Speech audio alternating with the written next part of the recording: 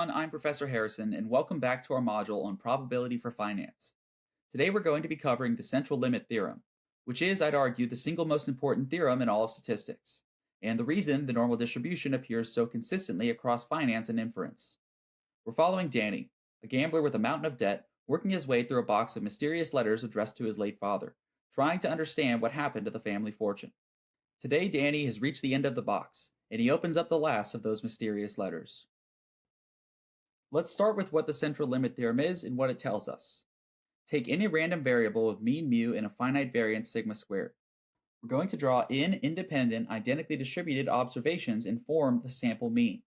We already know from the law of large numbers that the sample mean is going to converge to mu, the true underlying mean. The central limit theorem goes further and tells us what the distribution of that sample mean actually looks like on the way there. The answer is, it's approximately normal. Specifically, for large n, the sample mean is approximately normally distributed with mean mu and variance sigma squared over n. The mean of the distribution is the true mean, so the sample mean is centered in the right place. And the variance shrinks as n grows, so the distribution tightens around that true mean as you collect more data. Here's the part that makes this theorem remarkable. It does not matter what distribution the individual observations came from. They could be uniform, Bernoulli, expanded, skewed, discrete, multimodal, whatever it is, it doesn't matter. As long as the observations are independent with finite variance, their average ends up approximately normally distributed for large enough n. The normal distribution is not assumed.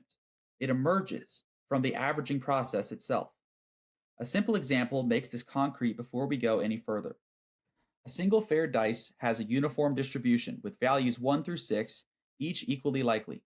The mean here is going to be 3.5. That distribution is as far from normal as it gets. No curvature, perfectly flat, no tails to speak of. Now take the average of 2 dice. The distribution starts to trend upward, triangular, somewhat bell-like.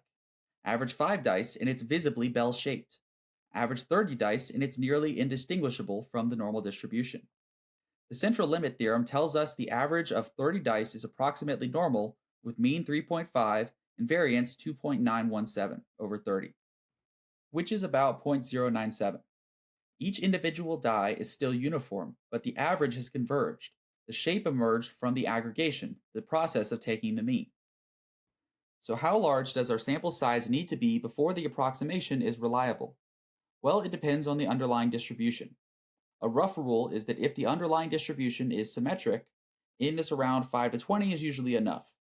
If it's moderately skewed, you might want 30 to 40 observations. If it's heavily skewed or has very thick tails, you may need as much as 100 observations or more.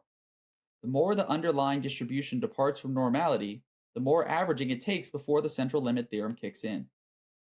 In finance, daily return data typically has a mild negative skewness and a meaningful excess kurtosis. For constructing normal approximations around mean returns, 50 to 100 daily observations is generally a reasonable threshold. But that's a rule of thumb, not a guarantee. And for any serious application, it's worth checking on these things empirically. There is also an important boundary condition.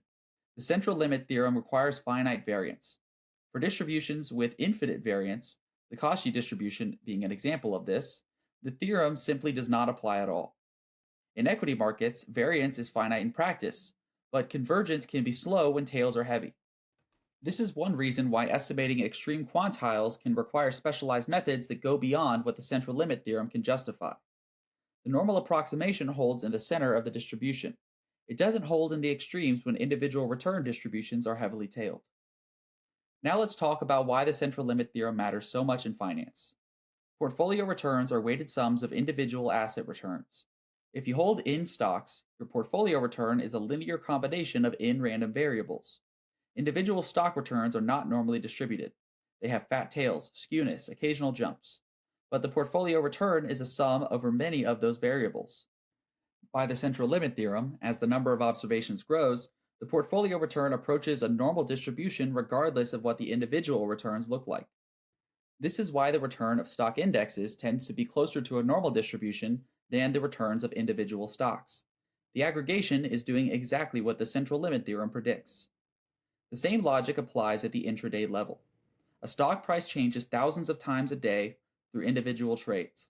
Each trade has a small idiosyncratic effect on the price.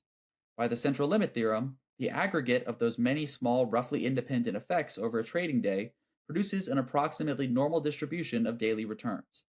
This is why daily returns are closer to normal than tick by tick data, and why monthly returns are often closer still. More aggregation produces more normality. There's also a methodological reason the central limit theorem matters, and you'll see this constantly when we get to Module 2. Confidence intervals, z-tests, t-tests, regression inference, the theoretical justification for nearly all of those tools runs through the central limit theorem. The reason we can apply normal-based inference to data that wasn't drawn from a normal distribution is that the sample mean itself is approximately normal for large enough n, regardless of the underlying distribution. The central limit theorem is doing the work underneath every time someone constructs a standard error and runs a test statistic. Understanding the theorem now is what makes those tools intuitive rather than arbitrary later. Now consider a different kind of application. Think about the way that systematic trading funds end up working. A systematic trading strategy takes many small independent positions, each of which has an uncertain individual outcome. The expected return on any single position might be modest. The variance of any single position might be very high even. Any individual trade could go either way, and in the short run, a bad run of individual results is entirely possible. But aggregate across the many positions of these systematic funds, and the central limit theorem takes over. The total return on the strategy, the sum of many small independent positions, converges to an approximately normal distribution. The variance of that aggregate shrinks as the number of positions grows.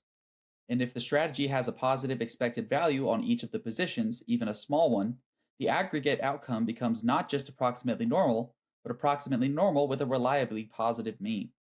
The randomness in individual positions doesn't cancel out the positive expected value. The central limit theorem ensures the aggregate converges towards it. So, a systematic investor doesn't need to model the distribution of their own returns at the portfolio level. The central limit theorem takes care of this. What they need to do is focus on finding situations where they can make many trades with a positive expected value. That's the hard part of being a systematic trader. One way to do that is through signals, quantitative rules that identify when odds are in your favor. Another is to trade against a predictable counterparty. If someone on the other side of your trades is acting in ways that are consistent, analyzable, and exploitable, every trade you make against them ends up with a positive expected value built in. Stack enough of those trades, and the central limit theorem will do the rest. That is the mathematical foundation of how a systematic strategy produces stable returns, not because individual outcomes are controlled, but because the aggregate convergence is guaranteed by the structure of the problem. Danny puts down the letter. The letter describes a strategy that sounds like it would produce exactly the kind of track record the rational quant has. Many small positions, a predictable counterparty, 30 years of stable returns. He thinks back to his previous discovery that the rational quant had been on the other end of most of his father's trades. Had Victor been the predictable counterparty that was being taken advantage of this whole time? And then he finds something tucked inside the back of the envelope. A folded piece of paper in Victor's handwriting. It says only, "Who is the rational quant?" Victor seems to have figured it out too.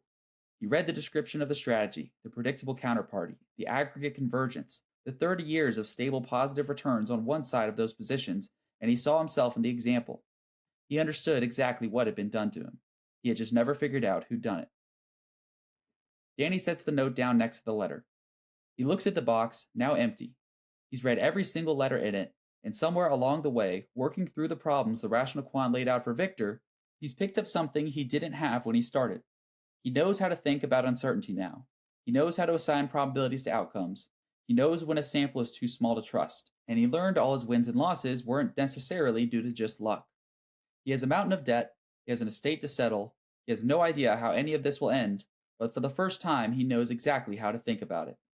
So that's the central limit theorem, and with it we close out Module 1 on probability theory. The central limit theorem says that the sum and averages of many independent random variables converge to the normal distribution, regardless of the underlying distribution, as long as the variance is finite. That's why portfolio returns approach normality as diversification grows, why aggregating many small effects produces distributions that become more and more tractable, and why normal-based inference tools work in practice on data that isn't itself normal.